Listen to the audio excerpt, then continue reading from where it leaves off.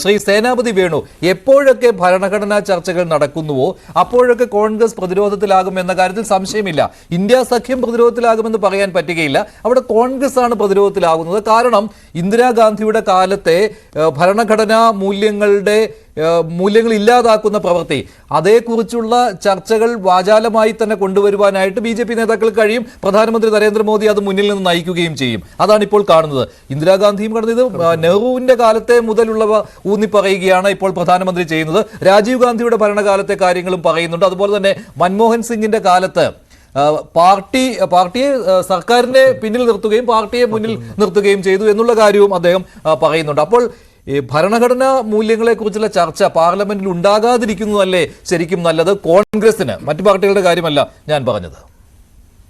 മഞ്ജുഷെ, ഞങ്ങൾ 58 കൊല്ലം ഈ രാജ്യം ഭരിച്ചവരാണ്. അതുകൊണ്ട് ഭരണഘടനയെക്കുറിച്ചുള്ള ഏത് ചർച്ചയുണ്ടായാലും അത് അനുകൂലമായും പ്രതികൂലമായും ഞങ്ങൾക്കെതിരെയാണ് അതിലേറ്റവും ചർച്ചയുണ്ടാകുന്നത്. വിമർശനമാണെങ്കിലും അനുകൂലമായിട്ടുള്ള കാര്യങ്ങളാണെങ്കിലും. ഞാൻ ഒരു 2 മിനിറ്റ് എനിക്ക് സമയം തരണം എന്ന് അഭ്യർത്ഥിക്കുകയാണ്. ഇന്ത്യയുടെ പ്രധാനമന്ത്രിയായി ശ്രീ നരേന്ദ്രമോദി 2014 അദ്ദേഹം അധികാരമേൽക്കുമ്പോൾ പാർലമെന്റിന്റെ പടിക്കെട്ടിൽ നമസ്കരിച്ചുകൊണ്ട് അദ്ദേഹം ഇന്ത്യയിലെ ജനങ്ങളോട് പറഞ്ഞൊരു കാര്യമുണ്ട്. റെയിൽവേ സ്റ്റേഷൻ में चाय भेजने वाला एक आदमी को इस देश का प्रधानमंत्री बन सकते और बन गया എന്ന് പറഞ്ഞാൽ റെയിൽവേ സ്റ്റേഷനിൽ ചായ വിറ്റ് നടന്ന ഒരാൾക്ക് ഇന്ത്യയുടെ പ്രധാനമന്ത്രിയാകാൻ കഴിഞ്ഞു എന്നുള്ളത് അദ്ദേഹം ഇന്ത്യയിലെ ജനങ്ങളോട് പറയുമ്പോൾ, അങ്ങനെ ഒരാൾക്ക് പോലും ഇന്ത്യയിലെ പ്രധാനമന്ത്രിയാകാൻ കഴിഞ്ഞത് അത് ഇന്ത്യയിൽ കോൺഗ്രസ് നേതൃത്വം കൊടുത്ത പണ്ഡിറ്റ് ജവഹർലാൽ നെഹ്റു കൊണ്ടുവന്ന ഭരണഘടനയുടെ ഭാഗമായിട്ടാണ്. ഞാൻ മഞ്ജുഷെ, നമ്മുടെ ഭരണഘടനയെ കുറിച്ച് പറയുമ്പോൾ ഞാൻ ഭരണഘടനയുടെ ചർച്ചയോ മറ്റു വിഷയങ്ങളോ ഒന്നും 2 കൊല്ലം 11 മാസം 17 ദിവസം നീണ്ടു നിന്ന എത്രയോ സുദീർഘമായ ഒരു പ്രക്രിയയിലൂടെ രൂപം കൊണ്ടുവന്ന ഒരു ഭരണഘടനയാണ്. ആ ഭരണഘടന നിലവിൽ വന്ന് ഇന്ത്യയുടെ ആദ്യത്തെ പ്രധാനമന്ത്രിയായി അദ്ദേഹം ആദ്യം തെരഞ്ഞെടുക്കപ്പെടുകയല്ല ചെയ്തത്. 51 അവസാനത്തെ തെരഞ്ഞെടുപ്പ് നടക്കുന്നതിന് തൊട്ടു മുമ്പ് ഇന്ത്യയുടെ കരസേനാധിപനായിരുന്ന ജനറൽ KM കരിയപ്പ എന്ന് നെഹ്റുവിനോട് പറഞ്ഞൊരു കാര്യമുണ്ട്. വിഭജനത്തിന് ശേഷം അഭയാർത്ഥി പ്രവാഹം, രാജ്യം 100 കണക്കിന് പ്രതിസന്ധികളെയും പ്രശ്നങ്ങളെയും അഭിമുഖീകരിക്കുന്ന ഒരു കാലഘട്ടമാണ്. നമുക്കിപ്പോൾ ഒരു തെരഞ്ഞെടുപ്പിലേക്ക് പോകേണ്ട കാര്യമില്ല. കാരണം അതിന് രാജ്യം പക്വമായിട്ടില്ല, അതിനുള്ള സാമ്പത്തിക സ്ഥിതിയില്ല, ഭൗതിക സാഹചര്യമില്ല. അതുകൊണ്ട് അങ്ങ് എത്ര കാലം വേണമെങ്കിലും പ്രധാനമന്ത്രി ആയിക്കൊണ്ടിരുന്നു. ഇന്ത്യയുടെ സൈന്യം സമ്പൂർണമായി പിന്തുണ ഞങ്ങൾക്ക് നൽകുമെന്നാണ് ഇന്ത്യയുടെ ആദ്യത്തെ കരസേനയുടെ അധിപനായിരുന്ന ജനറൽ കരിയപ്പ നെഹ്റുവിനോട് പറഞ്ഞത്. നെഹ്റു അന്ന് കരിയപ്പയ്ക്ക് കൊടുത്തൊരു മറുപടിയുണ്ട്. എന്താണെന്നറിയോ? ഈ കാലം അത്രയും ഇന്ത്യ മഹാരാജ്യം ഭരിച്ചുകൊണ്ടിരുന്നത് ഒന്നുകിൽ പരമ്പരാഗതമായി ജനിച്ചു വീഴുന്ന ചക്രവർത്തിമാര്, അതല്ലെങ്കിൽ കഴിഞ്ഞ 200 കൊല്ലമായി രാജ്യം ഭരിച്ചുകൊണ്ടിരുന്നത് ബക്കിംഗ്ഹാം കൊട്ടാരത്തിൽ നയിക്കുന്ന വൈസ്രോയിമാര്. ഇനി അത് പറ്റില്ല. ഇന്ത്യയിൽ ജനഹിതം നടപ്പിലാകണം എന്നുള്ളത് കൊണ്ട് എന്ത് പ്രതിസന്ധികൾ ഉണ്ടായാലും നമുക്ക് ആവശ്യം ജനങ്ങൾ തെരഞ്ഞെടുക്കുന്ന ഗവൺമെന്റ് ഉണ്ടാകണം.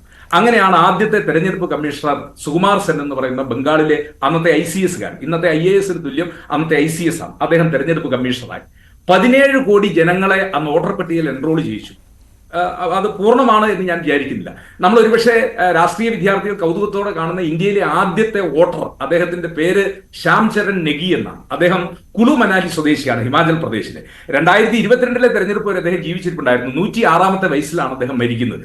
ആദ്യം വോട്ട് ചെയ്ത പൗരനാണ് അദ്ദേഹം, അന്നത്തെ പ്രായപൂർത്തി വോട്ടവകാശത്തിൽ. കാരണം ഹിമാചൽ പ്രദേശിൽ മഞ്ഞുവീഴ്ച ആയതുകൊണ്ട് നേരത്തെ തന്നെ അവിടെ തെരഞ്ഞെടുപ്പ് നടത്തി. അതുകൊണ്ട് 4 മാസം കൊണ്ടാണ് തെരഞ്ഞെടുപ്പ് പ്രക്രിയ പൂർത്തീകരിച്ചത്. ഞാൻ മഞ്ജുഷെ പറയുന്നു, പണ്ഡിറ്റ് ജവഹർലാൽ നെഹ്റുവിന് വേണമായിരുന്നുവെങ്കിൽ അന്ന് അങ്ങനെ ഒരു ഇലക്ഷൻ കമ്മീഷനെ നിയമിക്കുകയോ വോട്ടർ പട്ടിക തയ്യാറാക്കുകയോ ഇലക്ഷൻ നടത്തുകയോ ഒന്നും വേണ്ടായിരുന്നു. അദ്ദേഹത്തിന് ആവശ്യമുള്ളിടത്തോളം കാലം അദ്ദേഹത്തിന് ഭരിക്കുക, ഇന്ത്യക്കൊപ്പം സ്വാതന്ത്ര്യം നേടിയ മറ്റ് രാഷ്ട്രങ്ങളിൽ നടന്നതുപോലെ. പക്ഷേ ഇന്ത്യയുടെ ഭരണഘടനയിൽ എഴുതി വെച്ച ആ നിഷ്പക്ഷമായ തെരഞ്ഞെടുപ്പ് നടക്കണമെന്നും ആ തെരഞ്ഞെടുപ്പിന്റെ അടിസ്ഥാനത്തിൽ ശരിയാണ്. അല്ലല്ല, നെഹ്റു ആ രീതിയിലാണ് ചിന്തിച്ചത്, സംശയമില്ലാത്ത കാര്യമാണ്. പക്ഷെ ഇന്ന് പ്രധാനമന്ത്രി നരേന്ദ്രമോദി ലോക്സഭയിൽ പറഞ്ഞ ഒരു വാചകം താങ്കൾ ശ്രദ്ധിച്ചുവല്ലോ. 1953 എന്നാണ് എനിക്ക് തോന്നുന്നത്, അതാണ് അദ്ദേഹം പരാമർശിച്ചത്. അതിൽ ആ സമയത്ത് നെഹ്റു പറഞ്ഞത്, ഭരണഘടന നമ്മുടെ വഴിമുടക്കുകയാണ് എങ്കിൽ ആ ഭരണഘടനയെ നിങ്ങൾ മാറ്റൂ, അല്ലേ, ഭരണഘടനയിൽ പരിഷ്കാരങ്ങൾ വരുത്തൂ, ഭേദഗതികൾ വരുത്തൂ എന്നുള്ളതാണ്. ഇത് എത്രമാത്രം ഭരണഘടനയോടുള്ള അനാദരവാണ് എന്നാണ് പ്രധാനമന്ത്രി നരേന്ദ്രമോദി അല്പസമയം മുമ്പ് ലോക്സഭയിൽ പറഞ്ഞത്. അല്ല, അംബേദ്കർ ഒരിക്കൽ അദ്ദേഹത്തിന്റെ പ്രസംഗത്തിൽ അദ്ദേഹം പറഞ്ഞതൊരു കാര്യം, ഈ ഭരണഘടന നമുക്ക് ഗുണകരമല്ല എങ്കിൽ ഈ ഭരണഘടന നമ്മൾ ഉദ്ദേശിക്കുന്ന രീതിയിൽ നമുക്ക് പ്രയോജനകരമല്ല എങ്കിൽ ഇതിനെ മാറ്റുന്നതിനോ, അദ്ദേഹം ഉപയോഗിച്ച പദം തന്നെ ഇപ്പൊ നമുക്ക് പറയാൻ പറ്റില്ല എന്നുള്ളതാണ്.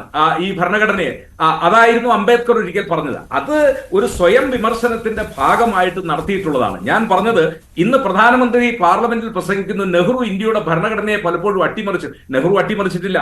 ഒരട്ടിമറിയും നെഹ്റു നടത്തിയിട്ടില്ല. അതുകൊണ്ടാണ് മഞ്ജുഷ ഇന്ന് 5 കൊല്ലക്കാലം കൂടുമ്പോൾ നമുക്ക് ഓരോരുത്തർക്കും നമ്മുടെ ജനപ്രതിനിധിയെ തെരഞ്ഞെടുക്കാനും ആ ജനപ്രതിനിധി വഴി ഇന്ത്യയുടെ പ്രധാനമന്ത്രി. അതുകൊണ്ടാണല്ലോ നരേന്ദ്രമോദി പറഞ്ഞത്, റെയിൽവേ സ്റ്റേഷനിൽ ചായ വിറ്റ ഒരാൾക്കും ഇന്ത്യയുടെ പ്രധാനമന്ത്രിയാകാനുള്ള സ്വാതന്ത്ര്യം ഈ രാജ്യത്തുണ്ടായ ആ ജനാധിപത്യം ഈ രാജ്യത്ത് നിലനിൽക്കുന്നത് പണ്ഡിറ്റ് ജവഹർലാൽ നെഹ്റുവിനെ പോലെ ഒരു മഹാൻ, അദ്ദേഹത്തിന്റെ രാഷ്ട്രീയ വീക്ഷണവും അദ്ദേഹം എടുത്ത രാഷ്ട്രീയ നിലപാടുമാണ്.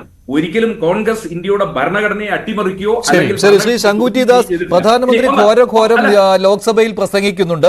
ഏതൊക്കെ രീതിയിൽ ജവഹർലാൽ നെഹ്റു, ഇന്ദിരാഗാന്ധി, രാജീവ് ഗാന്ധി ഭരണഘടനാ മൂല്യങ്ങളെ ഇല്ലാതാക്കി എന്നുള്ളത്, അട്ടിമറിക്കുവാനുള്ള ശ്രമം നടത്തി, ഭരണഘടനയിൽ എത്രയോ തവണ ഭേദഗതികൾ വരുത്തി, അവരുടെ ചൊൽപ്പടിക്ക് ഭരണഘടനയെ മാറ്റി തീർത്തു എന്നൊക്കെ പറയുമ്പോൾ ഇന്ത്യയായി നിലനിന്നത് ആ കോൺഗ്രസ് ഭരണകാലത്താണ് എന്നുള്ള അവകാശവാദമാണ് ഇവിടെ സേനാപതി വേണു ഉന്നയിക്കുന്നത്.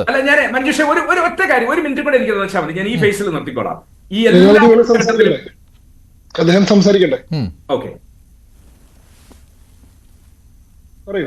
പറഞ്ഞോളൂ സേനാപതി, പറഞ്ഞോളൂ. ഞാൻ പറഞ്ഞത്, എല്ലാ കാലഘട്ടത്തിലും ഇന്ത്യയിലെ സംഘപരിവാറുകാരും BJP-ക്കാരും നടത്തുന്ന ഒരു പ്രചരണമുണ്ട്. 15 PCCകൾ സർദാർ പട്ടേലിനെ ഇന്ത്യയുടെ പ്രധാനമന്ത്രിയാക്കണം. ഇന്ത്യയുടെ പ്രധാനമന്ത്രി ആരാകണമെന്ന് ഒരു ചർച്ചയും കോൺഗ്രസിന്റെ നേതൃത്വത്തിൽ വന്നിട്ടില്ല. അദ്ദേഹത്തെ കോൺഗ്രസിന്റെ ദേശീയ അധ്യക്ഷനാകണമെന്ന്. കോൺഗ്രസിന്റെ പ്രധാനമന്ത്രിയെ തെരഞ്ഞെടുക്കുന്ന കമ്മിറ്റി എന്ന് പറഞ്ഞാൽ കോൺഗ്രസിന്റെ വർക്കിംഗ് കമ്മിറ്റിയാ, CWC. അതല്ലാതെ ഒരു ചർച്ചയും അന്നത്തെ കാലത്ത് ആര് പ്രധാനമന്ത്രിയാകണമെന്ന് കോൺഗ്രസിന്റെ ഒരു പ്രാദേശിക ഘടകവും, PCCകൾ, അന്ന് 15 PCCകൾ, ശ്രീ നരേന്ദ്രമോദി 12 എന്നാണ് സൂചിപ്പിച്ചത്, 15 PCCകൾ. ഒരു PCCകളും ഇന്ത്യയുടെ പ്രധാനമന്ത്രി ആരാകണമെന്ന് ഒരു ചർച്ച ഒരു കാരണവശാലും നടത്തിയിട്ടില്ല. അന്ന് കോൺഗ്രസിന്റെ അധ്യക്ഷനാകാൻ നെഹ്റു പലവട്ടമായതാണ്. ഏറ്റവും അവസരം കുറഞ്ഞു കിട്ടിയ ആള് എന്നുള്ള നിലയിൽ അത് സർദാർ പട്ടേൽ ആകണമെന്നുള്ള ആഗ്രഹമാണ് PCCകൾ പ്രകടിപ്പിച്ചത്. ഇത് നിരന്തരമായി കഴിഞ്ഞ 75 കൊല്ലമായിട്ട് പ്രചരിപ്പിച്ചു വരുന്നതാണ്. സർദാർ പട്ടേലിനെ ഇന്ത്യയുടെ പ്രധാനമന്ത്രിയാക്കണമെന്ന് കോൺഗ്രസിന്റെ PCCകൾ പറഞ്ഞുവെന്ന്. ഏത് PCCകളാണ് പറഞ്ഞത്? കോൺഗ്രസ് അറിയാത്ത PCCകളുണ്ടോ? ശരി ശരി ശ്രീ ശങ്കുറ്റി